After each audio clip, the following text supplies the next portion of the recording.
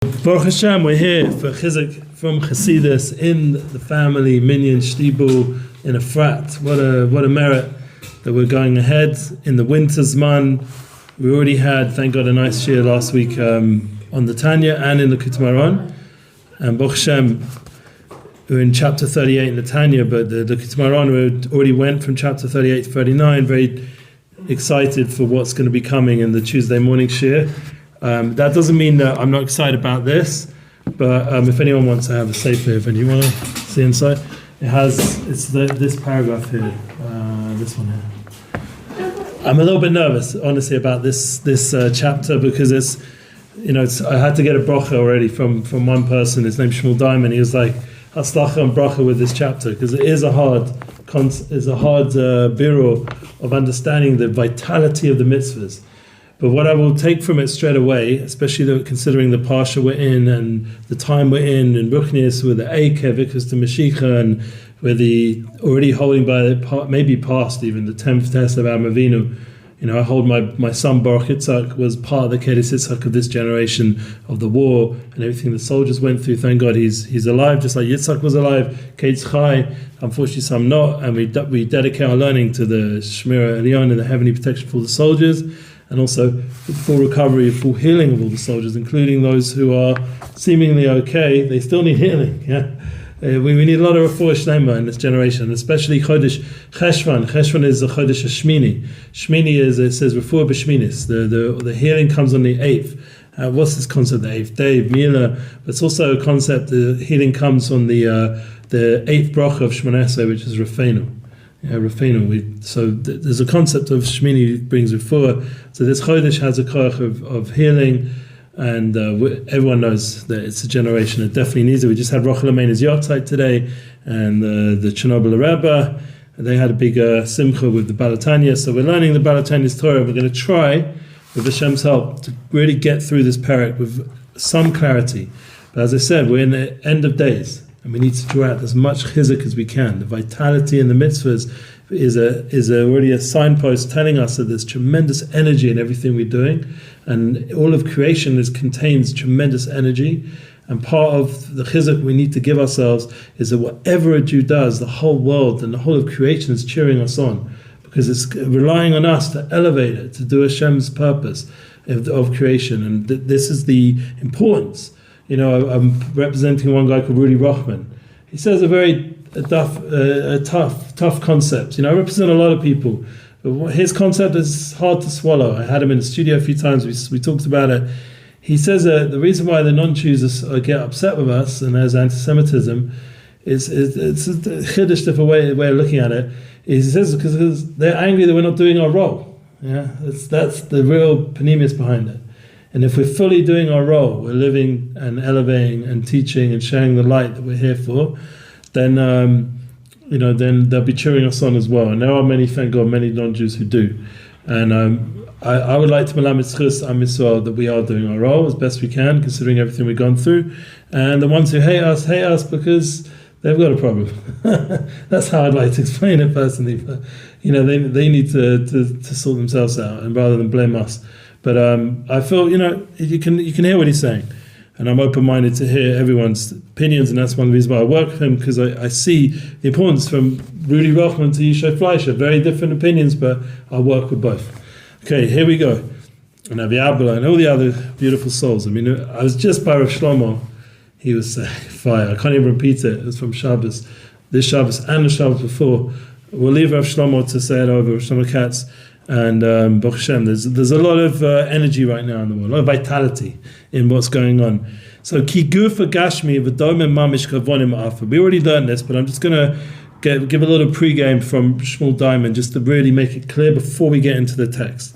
Just to translate the first line, he says, in the physical body and in absolutely inanimate being, such as stones and an earth, no life or spirituality are apparent, since they lack even the power of growth.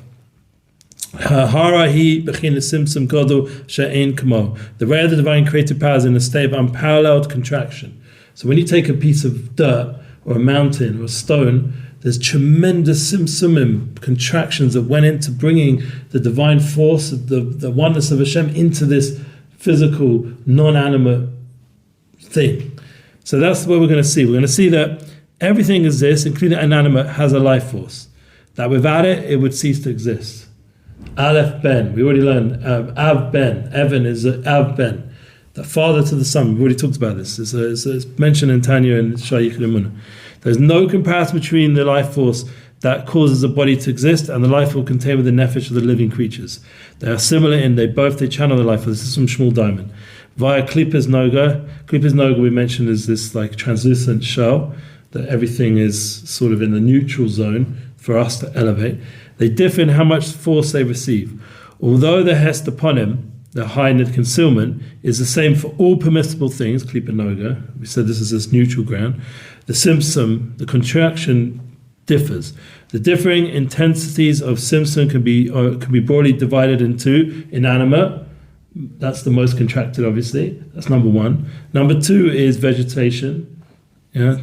Then we get to 3 and 4, which is movable items, movable creations, animals and humans. And we're the least contracted, obviously, and Amisol even more. These 4 levels are grouped into the non-movers and the movers. Yeah, sounds like a song or something. Yeah, the movers and the non-movers. You can picture it a little bit. Yeah, just like there can be no comparison between the amount of light contained within 1 and 2, the inanimate and the vegetation, compared to the amount of light contained within 3 and 4, the animal and the human. The amount of light contained within the physical and speech-related mitzvahs without kavana, compared to the amount of light contained within the physical and speech-related mitzvahs with kavana, there's like no comparison. Same kind of a concept. So when you look at a stone and a vegetable, that's like a guy who just mumbles through davening, has no connection to Yiddishkeit, other than he does it somewhat because of habit. And then there's someone who has a little bit of thought, but some kavana, some kind of the mitzvah, who has a relationship with God, realizes there's a Borei Olam, and he's constantly thinking about it at least a few times a day. You know, we're actually really obligated at least 1 time a day to set up our kavanas. There's a beautiful tefillah in the Chassidus Sidurim about the kind of kavanas we should have every day, and it contains very beautiful concepts. One of them is Adonako Hayaviyah, the way that the kavana we should have was Shem Avaya and Hashem Elokeinu, Baal Kochis Kulam. It's brought in Shulchan Aruch, all these things, and it's brought in this kavana and the Shem Kitzur, a bit of Shem Kol Yisrael, doing everything for the Shrinta, the Shrina, for all of Klal Yisrael. These are basic kavanas that it has in this Chassidus thing, and then it says. A little bit further, it says, and also the Indian of being Melamed Schur, studying everyone positively. It's a beautiful, it's a very short paragraph, but it contains in it golden jewels for every day. It sets you up in the right direction. So I try to say it every day. Now, the problem is, do I even have Kavana saying it? And that also becomes a habit. And then I don't really think about what I'm saying now. Hopefully, by saying such a tefillah, it starts to affect you a little bit. Or there's a few other times in davening, in Chassidus Shabbat at least, where you throw in a bunch of the Shem Kitzur, because hopefully you should have a little bit more Kavana. But the main point is that you have to be conscious that you're talking to God, or you're learning or doing a mitzvah for God, and He's giving you this opportunity to connect to Him and become one with Him. This mitzvah tzricha kavana. Mitzvahs need kavana. What is the kavana? Cognition that you are performing the mitzvah, the binding of Hashem, meaning a patient to whom you are performing the mitzvah. Okay, so we can keep reading on and on the summary, but I want to now get into the text. And I'm going to really try hard. And now, just before we do, I just want to remind you that this Parshas Vayera, this is the 10th test from Avram Avinu. We're at the climax of the Parsha. There's other Parshas, and this about, I just want to throw something out there. I didn't want to forget to say this. 2 things. There's a mitzvah, one of Akedut Yitzchak. We're talking about the ultimate Mesiras Nefesh. This is how, and Shlomo Kat said a beautiful thing, we should live in Mesiras Nefesh. We should be at a point where we're no longer having to sacrifice our body. We should actually be able to live and remove the enemy. How do we see that in this week's Parsha? So, and also last week, because really Vayera, it's more this Parsha, has in it the 2 kriyas from Rosh Hashanah. Because Rosh Hashanah is a powerful day, obviously. So the 2 kriyas of Torah that we read on Rosh Hashanah is in this Parsha. There's a lot of light at Rosh Hashanah now. We're all chazering a little bit in Chodesh Cheshvan of what we went through Tishrei. And there's a sort of an awe that's being contained now through the Kalim, through the Geshmei Baruch, please the God that will come, saying Talamata Baruch. Everything going on is a lot of energy going on right now in the world from all the work we did Tishrei. So that includes internalizing a bit more Akedut Yitzchak and also the removal of Yishmael. That was also the kriya that Avraham Avinu had to be Shema Kolai, to listen to the voice of Sarah. So someone said to me, my chavrusa today, in the Machon Zimrin Saharis, so his name's Aaron, he said to me, his father-in-law said, upon his status, it's not just about the Abraham Accords, it needs to be the Sarah Accords. That's the next step. Abraham Accords, peace and all this stuff, very good, business. Yeah, we hear Trump's whole thing, business, Netanyahu, business. But there's another step. We have to actually remove the enemy, remove the jihadis, from the world, not just from Israel, not just from Gaza. They need to remove from the world. They want to destroy people. They want to ruin their own people. They're an enemy to humanity. Para Adam gone on steroids.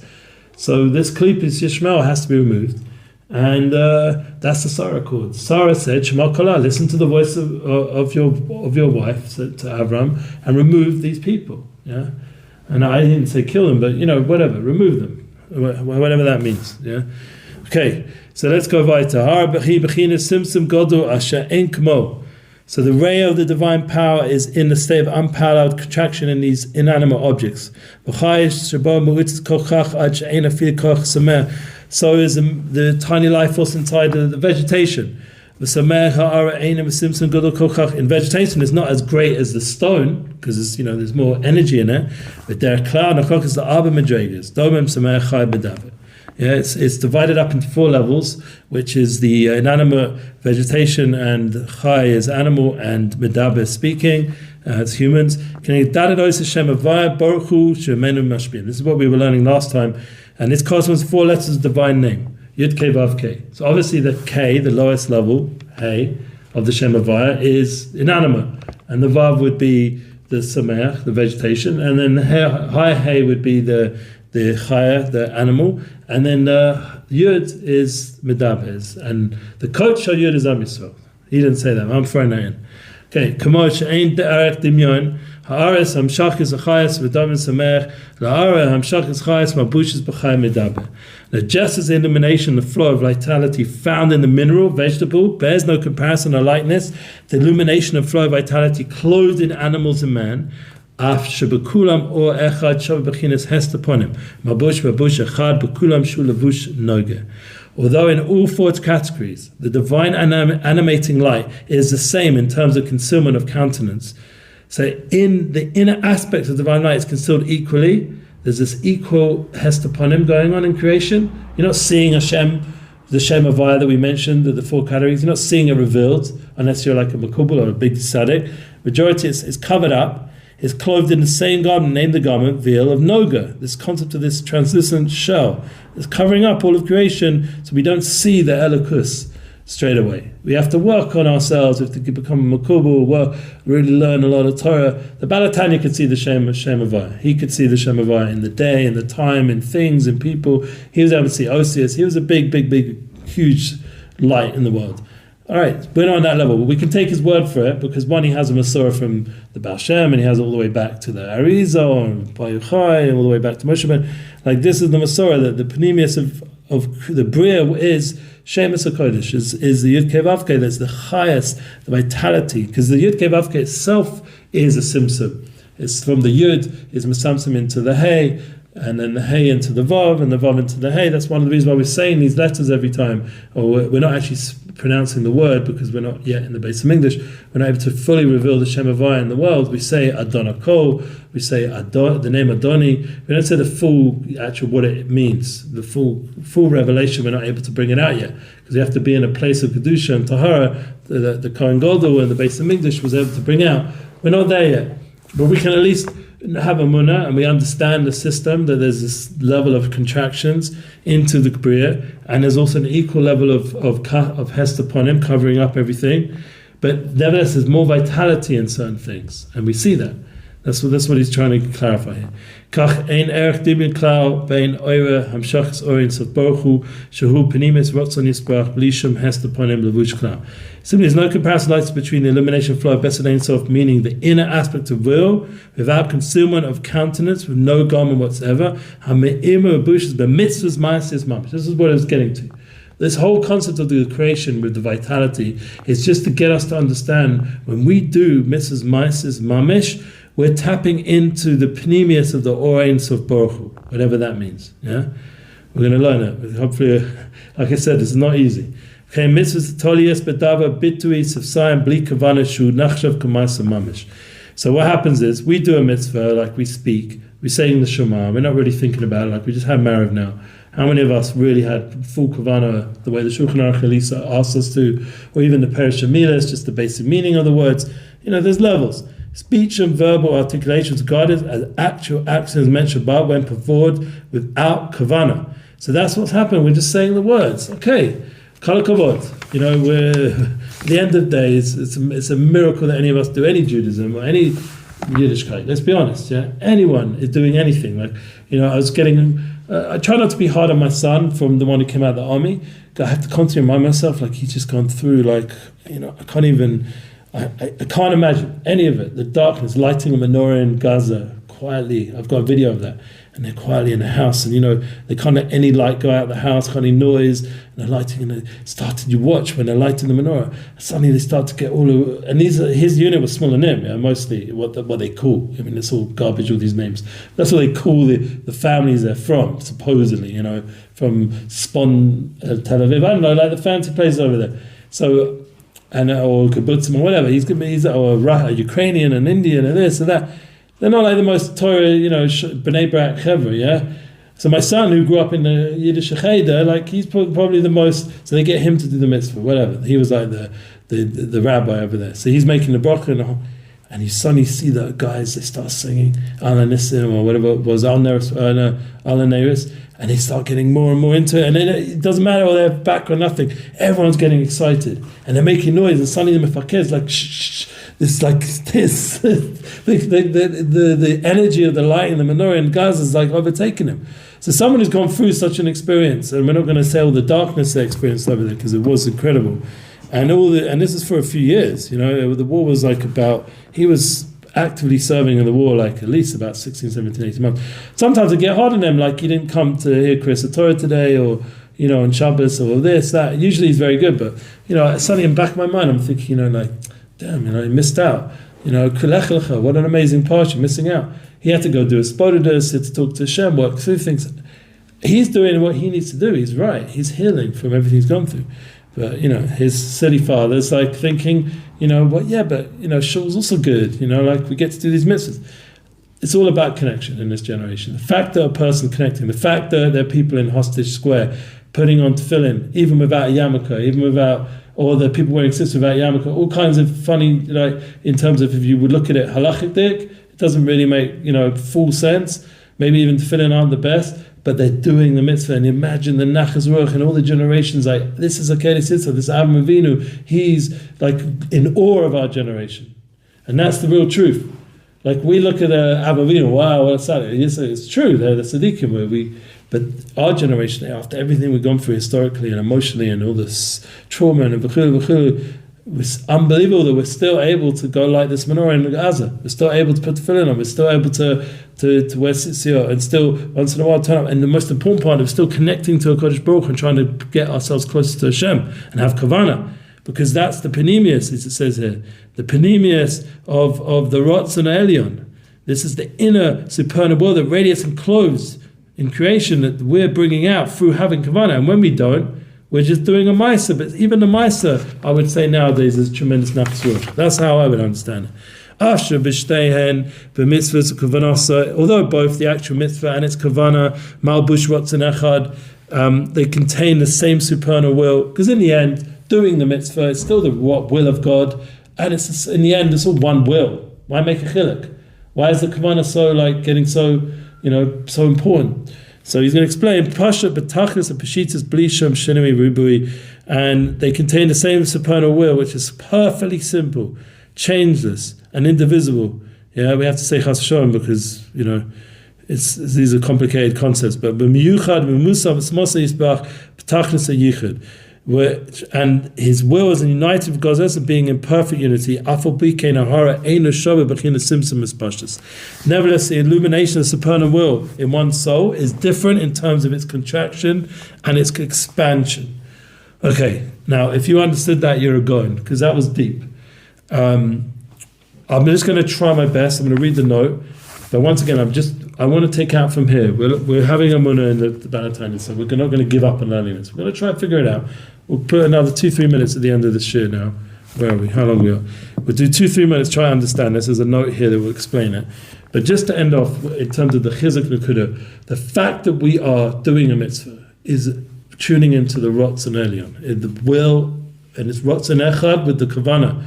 We have to realize that. It's all Shaveh in terms of the contraction, the expansion of creation, that we're tuning into the will of God. And in this generation, that's why the Rebbe was such a goin in understanding, the Bavitcher Rebbe, that he would get people just to do mitzvahs. And people had tainas, but they have no kavana, they didn't go to the mikveh, all the different issues. They didn't do Natir Tzedayim that morning, they didn't do Negavasa, all the tainas on what he was saying. But he was right, because bottom line, getting a Jew to do a mitzvah is tuning into the same oneness as if they had all the kavanas and all the madregas we were talking about before, with Tanya, like seeing the letters and everything else. For our generation, it's malchus. Just do what Hashem wants. That is what Am Yisrael are good at nowadays. We are balei chasadim, we do a lot of kindness, we do a lot of mitzvahs, and that is, the Berber knew that that's where he needs to get Am Yisrael. And the amazing thing was, in this instance, it wasn't Chabadniks, maybe their influence, but it wasn't directly, it wasn't a rabbi giving a drasha. Moshe Weinberger said this. Who got the Jews to put the tefillin on Hostage Square? Who inspired them? Tell me. It wasn't the rabbis. Who was it? Some very people. Who's the Hostage Square? It's in the families of us? I don't No, know. who was it? The hostages themselves. They're the teachers these days. They've come out with like clear emunah. I don't know what's going on, but they're like, but on high levels, they're coming and teaching us, all of us. And because they were chosen, obviously, my wife always says they were chosen by Hashem, and they're the ones coming now out of this choshech and teaching us. Like you Jews come out of the Shoah, they're teaching us emunah, and they're teaching us to do mitzvahs, because they saw such clarity and such darkness that that's what it's about. All right, let's see the note. And we'll try. Hashem, help me, please. It's very deep. In this note, the Alter Rebbe traces the difference between mitzvahs and kavana to their source and supernal spheres. Each sphere contains or and keli, a light and a vessel, a receptacle for the light. The kelim of the spheres have a well-defined character. One is chokhmah, another bina, so forth. The oiris, the lights, however, are godly energy. Simple in the sense they're devoid of definition, unlimited, and not restricted to any specific character. Restated, this means the kelim are contracted and limited, while the oiris, the light, are expanded, unconfined. The very traits of differentiate between the mitzvahs and their kavana. So mitzvahs would be the kelim, the vessels of bringing down the divine light, and the oiris will be the spashtus, the expansion. Yeah, that's what he's explained. I don't know if anyone got that. I'd say the words. V'hagat, k'moshe kosa be'etz chaim, sh'kavanas ha'mitzvahs talmud Torah hi b'medregas or. The guf mitzvahs hay medregas b'chinas kelim. So it says in the Heilige Eitz Chaim. Now this is Eitz Chaim from the Arizal. This is like the deepest Torahs. Yeah, it's pure Kabbalah. The kavana in the mitzvah, when you have intention in your mitzvah, you're tapping in to the or, and that's the Torah. When you do that's the light. That's the spashtus, this expansion. When you do the mitzvah, you're bringing it into a vessel, which is a contraction. Shem bechina Tzimtzum, Tzimtzum and Or nisava kelim. These vessels represent contraction, for it's through the contraction of the light the vessels come into being. Ki yidua chein, and this is known with those familiar with historic. I don't even know how to say this weird translation of Kabbalah. Esoteric wisdom, Kabbalah.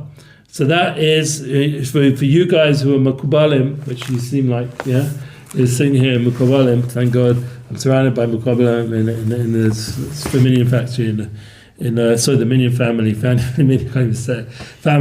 and the Shtiebel, surrounded by Makubalim. But the main point is that we have to realize that even whether we are or not, and we know all these deep concepts of the Or and the Kalim and the Spashtus and the Tzimtzum, the main thing is to realize when we do a mitzvah, we're tapping into the will of God, and it's tremendous accomplishment, and the whole of vitality of creation is waiting for that elevation by us doing the mitzvahs. So Hashem should give us the koach to keep doing mitzvahs and keep inspiring others to do mitzvahs and help those who are inspiring others, like the hostages, that their messages, that now they're free, Baruch Hashem, they should continue to be free, should go out to the world and should inspire the whole world. And really, Am Yisrael are bringing the purpose to creation, and it's a tremendous Chizzuk for us to know that this is the true reality of what we're here for. It should be a beautiful rest of the week, and please God, we should hear only good news for all our holy brothers and sisters, and we'll be able to feel this full revelation of the Shem Havaya in our days. Amen.